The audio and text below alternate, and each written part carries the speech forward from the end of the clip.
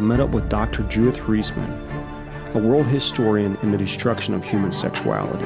Dr. Reisman is recognized as an expert witness exposing the sex industry's hidden agenda. Playboy Magazine. sued you, or you sued Playboy? No, Playboy sued me for libel and slander. And what happened? I won. She's fought the pornography industry for decades and even won a lawsuit against Playboy. So how did we get here to where we're at today? Because I don't think pornography has always been such an epidemic cancer within our society like it is today. No, not at all. We were, up to the end of the Second World War, a conservative Judeo-Christian nation. The turning point for all that was Dr. Alfred Kinsey, his book, Sexual Behavior in the Human Male, 1948. He was the father of the sexual revolution, and therefore the father of everything that has come from that. And certainly one of the key things was pornography. Dr. Alfred Kinsey ushered the destruction of our nation's moral code with his books, Sexual Behavior in the Human Male and Sexual Behavior in the Human Female, known as the Kinsey Reports. The world recognized him as the leading scientific expert on human sexuality. The reports claimed that humans were sexual from birth, and that what we deemed as immoral sexual behavior was actually normal, thus making it moral. Once a biologist who studied gall wasp, Kinsey's obsession with sexuality led him to found the Kinsey Institute for Sex Research at Indiana State University. What people to this day are not aware of were the methods he used to collect his data. And I looked at the graphs that he provided, 30, 31, 32, 33, 34 tables. And I said, wait a minute, that's a 2-month-old baby. How does he know a 2-month-old baby did or did not have an orgasm? And then table 34, a 4-year-old child, 26 orgasms in 24 hours. That's an around-the-clock experiment. Wow, that's torture. That's torture, you bet. He also actually employed bona fide pedophiles to do what they did to children for his so-called data. Kinsey wanted to prove that we are sexual from birth, so it wasn't surprising that he drew his data from pedophiles, rapists, and murderers. They were the perfect sample because obviously a rapist pedophile will have a skewed perspective on sexuality, convincing himself that his victim finds pleasure in the act of being raped. Using a stopwatch and a ledger, they recorded their sexual experiments, systematically molesting thousands of young children under the guise of science. This research was compiled in his books, Sexual Behavior of the Human Male and Sexual Behavior in the Human Female. He said I had 196 pre-adolescents under 12, and he broke them up into 6 categories. And fainting, convulsions, screaming, writhing, striking what he called their partner, that's somebody who's raping them, okay? And they were trying to get away, but he said they enjoyed it. They definitely enjoyed it. The research in Kinsey's books were partly based on the collection of data and confessions of a Nazi pedophile during World War II, Dr. Fritz von Balusek, who raped hundreds of children. After the war, the Nazi officer was charged and put on trial for the murder of a 10-year-old girl. They found detailed records of von Balusek's heinous sexual acts with children, revealing his correspondence with Kinsey.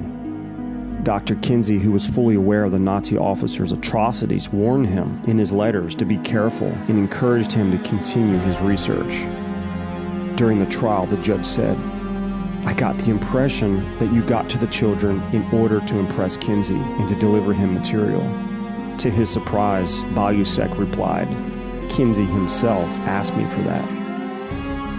Now that became the foundation for the sex educational structure that fed itself into what we are teaching our children right now as we sit here and speak.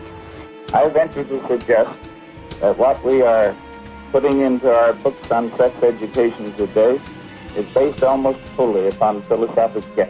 And of course it was the foundation of all the changes in our laws, the sodomy laws, the abortion laws, everything else. I mean, he's there. His handprints are on everything that deals with sexuality. from all these people, he was able to tell us, quote, the truth about ourselves, the truth about what we were really doing behind closed doors. And he lied about our fathers, my father's generation and grandfathers. He lied about them because he projected onto them what he himself was doing. What he was struggling with. Yes. It didn't take long for Kinsey to deceive the world with his fraudulent data, convincing us that we were sexually repressed and ignorant to the truth. First, the media drank the Kool-Aid. They were carefully taken care of by the Kinsey Institute to drink the Kool-Aid, okay? And then once they drank the Kool-Aid, the scientists, quote unquote, drank the Kool-Aid, and then the legislators drank the Kool-Aid, and then the lawmakers drank the Kool-Aid, and here we are. Essentially, what Kinsey did was he changed our belief about ourselves. This change of belief naturally changed our behavior. Soon, Kinsey's ideas permeated everything in our society, from our legal system reducing the penalty for sexual crimes and legalizing abortion, the media promoting his philosophy to the educational system, teaching children his views on sexuality. What's more, the pharmaceutical industry capitalized from the sexual revolution. We saw the emergence of STDs, sexual enhancers, and the morning after pill. The divorce rate soared along with sexual crime. As a people, we would never be the same again. Our innocence was lost forever. Ultimately, Kinsey's fraudulent data led to the legalization of pornography. One of the virgins in college that read Kinsey and believed him was a guy named Hugh Hefner. Okay, so he's in college. So Hefner was an advocate for Kinsey's. He reads Kinsey and he says, hey, everybody's been lying to me. They've all been diddling around doing all this stuff, and I have been standing here being a nice guy. Forget it. He says, I will be, and I'm quoting him, Kinsey's pamphleteer. I will be Kinsey's pamphleteer. Really? So from there, he began to advocate for changes in law, and he created a magazine called Playboy, which then he said would reflect what Kinsey had found about human sexuality. In his fraudulent data. America was educated by a pedophile whose work was labeled as science. Just as Darwin was the father of legitimizing evolution, Kinsey was the father of legitimizing the sexual revolution and all that's based upon that today. Sure enough, Hefner was true to his word. Not only did he popularize pornography on a global scale, he also helped to legalize it. I want a congressional investigation of Kinsey. At some point, we may, in fact, be able to get a public to be aware that they've been raped. The whole nation has been raped. That is what's happened to us. We have been raped, and you cannot expect to survive a rape without a great deal of illness, pain, and trauma. And we've gone through it. Now we've got to find a way to get out of it. So whatever happened to Kinsey? Well, this glorified psychopath eventually died of a slow and painful disease called orchitis, a lethal infection of the testicles due to years of brutal masochistic masturbation and other vile sexual acts. How ironic. The preacher of sexual liberation died from following his own message. Sadly, his destructive work continues to live on with his lies, and to this day, we continue to fund the Kinsey Institute with our tax dollars. Now, for any man who's trapped in pornography, he must first realize that the root of the problem is based on a lie by Kinsey and a lie from the enemy of his soul. You need to realize you've been duped.